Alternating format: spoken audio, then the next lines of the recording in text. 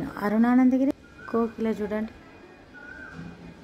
దగ్గరుంటే మనం కూ అంటది, కూ అంటది, కూ అన్న కొద్ది అది కూడా అంటది. భలే ఆ కొబ్బరి చెట్లలో ఉంది. సరే ఇప్పుడు హలో అండి, నేను అరుణానందగిరి. ఇక రోజు శుక్రవారం సందర్భంగా మరి పాలతోటి అభిషేకం చేద్దాం. ఇప్పుడైతే శ్రీ సూక్తం పెట్టుకొని నేను అభిషేకం చేస్తా. ఫస్ట్ అయితే నీటితోటి, తర్వాత పాలతోటి, మళ్ళీ నీటితోటి, తర్వాత తుడిచి గంధం బొట్లు కుంకుమ పెట్టి అప్పుడు పూజ స్టార్ట్ చేద్దాం. మరి ప్రారంభిద్దాం. ఇంకా ఈరోజు శుక్రవారం సందర్భంగా మరి అభిషేకం అయింది, అర్చన అయింది. ఇక దీపం ధూపం తాంబూలం నైవేద్యం సమర్పించడం. ఇక ఇప్పుడు ఒక పాట పాడుకొని ఇక కర్పూర హారతి ధూప్ స్టిక్ వెలిగించి బయటకెళ్దాం. అబ్ది కన్నికకు శ్రీ మహాలక్ష్మిగిను నీరజాలయమునకు నీరాజనం మంగళ మాంగళ్యే శివే సర్వార్ధ సాధికే శరణ్యే త్ర్యంబకే గౌరీ నారాయణీ నమస్కృత నారాయణీ నమస్కృత. చూడండి ఈరోజు మరి మన బ్రేక్ఫాస్ట్ అట్టు. ఇక అమ్మవారి దగ్గర కూడా అట్టే పెడదాం అనుకుంటున్నా. ఇక చిట్టి అట్లు అయితే కొంచెం ఫ్రై అయినాయి. ఇక ఈ గిన్నెలో తీసుకెళ్ళి మరి అట్టు నివేదిద్దాం. అయితే దీన్ని మామిడి పండ్ల రసంతో అన్న పెట్టచ్చు మనం, ఒకవేళ బెల్లమును నెయ్యి వేసి అన్న పెట్టచ్చు, ఇష్టం ఏదన్నా పెట్టచ్చు. మంచిగా అట్లు రెడీ అని పెడదాం. దశంగం కూడా వేసి ఇప్పుడు హారతి ఇచ్చిన దశంగం వేద్దాం. అయితే ధూపం అస్సలు పడతలేదు, అందుకని హారతి ఇట్ట అంత ఇచ్చినాక బయటకు వెళ్ళే ముందు ధూపం వేస్తున్నా. కొన్ని మనకు పడకుండా కానీ ఒక దైవికమైన ఒక వాతావరణం ఏర్పడాలంటే ఇవన్నీ వాడాలి.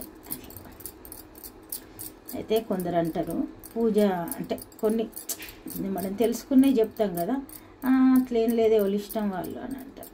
సరే మరి అంతే, మనం ఏం చెప్పలేము. కాకపోతే అది ఎట్లా అంటే ఫస్ట్లో మనం కొన్ని చెప్తాం, కానీ ఇక అట్లాంటి వాళ్ళ ముందు చెప్పకపోవడమే మంచిదని నా ఉద్దేశం. ఎందుకంటే వాళ్ళకు 80 మార్కులు వచ్చాక 100 మార్కులు రావాలని మనం ప్రయత్నం చేస్తాం, కానీ వాళ్ళు మననే విమర్శిస్తారు. అట్లాంటప్పుడు అట్లాంటి వాళ్ళ జోలికి పోవద్దు. ఎందుకంటే ప్రతీదీ పెద్దవాళ్ళు చెప్పింది వినుకుంటూ నేర్చుకుంటూ ముందుకెళ్ళే వాళ్ళు మనకంటే చిన్న వాళ్ళకు తెలియజెప్పాలి. అయ్యో వీళ్ళు కూడా మనలాగా అంటే బాగుపడాలనే ఉద్దేశంతో చెప్తారు.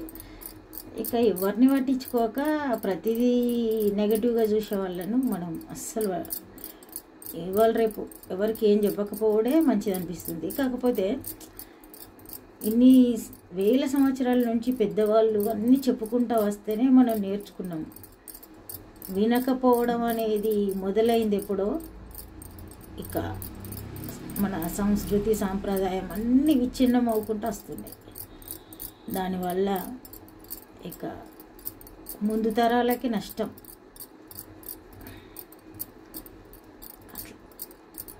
ఏదేమైనా ఇవాళ చేసిన కర్మాలు అనుభవించక తప్పదు. కాకపోతే అయ్యో మనం తెలియదు కదా, వీళ్ళకు తెలియదు ఎట్లా మరి మనం నేర్పుకోవాలనే ఉద్దేశంతో ఆరాట పడతాం.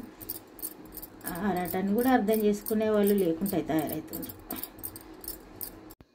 చూడండి మ్యాంగో పల్పు తీసినాం. ఇప్పుడు ఇక పూజా రూమ్లో నివేదించి వస్తా.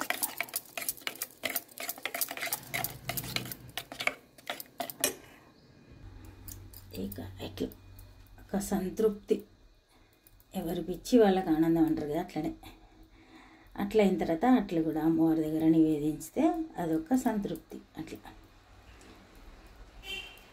ఇక ఈరోజు శుక్రవారం, మరి శుక్రవారం మన బ్రేక్ఫాస్ట్ అట్లు మామిడి పండ్ల రసం. అమ్మవారి దగ్గర కూడా అట్లు మామిడి పండ్ల రసం సమర్పించిన బయటకు వెళ్దాం. ఇక ఈరోజు మరి మన బ్రేక్ఫాస్ట్ అట్లు చేద్దామని అనుకుంటున్నా.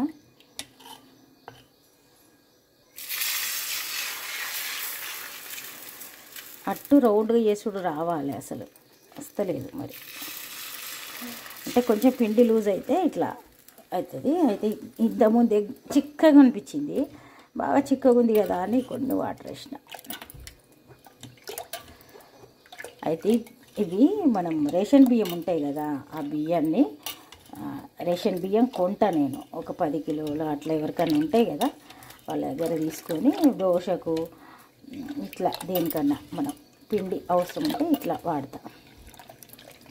రేషన్ బియ్యంను ఒక 3-4 గంటలు నానబెట్టి మిక్సీ జార్లో వేసి కొంచెం చిక్కగానే పట్టుకొని పెట్టుకోవాలి. అయితే ఇది మాడుతుంది, ఎందుకంటే నేను చాలాసేపటి నుండి ప్యాన్ స్టార్ట్ చేసి పెట్టిన ఈ కోటి పనులు అయినాయి, అందుకని ఇది మాడుతుంది. ఫస్ట్ది కదా, సరే ఓకే.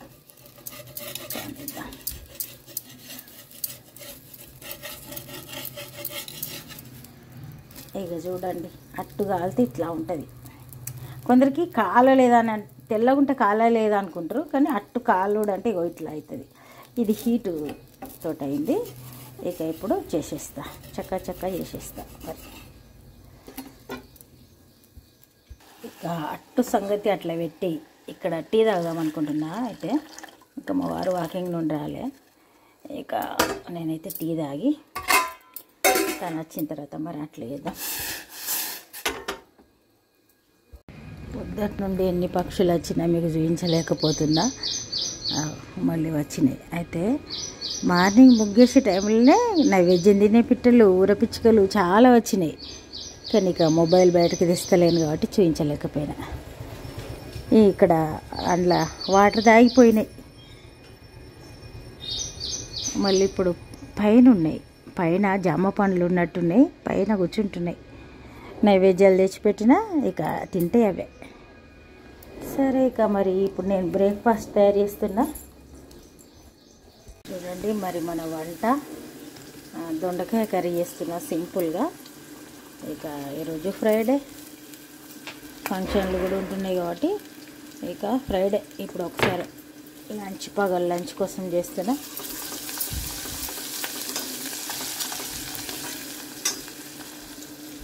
దొండకాయలు మంచిగా కడిగి కట్ చేసిన. అయితే కొందరు దొండకాయలు కట్ చేసిన తర్వాత వాటర్లు వేస్తారు, అట్లాంటప్పుడు చాలా నూరుగా వస్తూ ఉంటుంది. వీళ్ళు ఈత దొండకాయలు మంచిగా ఉన్నాయి. కొత్తిమీర వేద్దాం, కొత్తిమీర కూడా వేసిన. లాస్ట్కు మళ్ళీ కొంచెం వేద్దాం.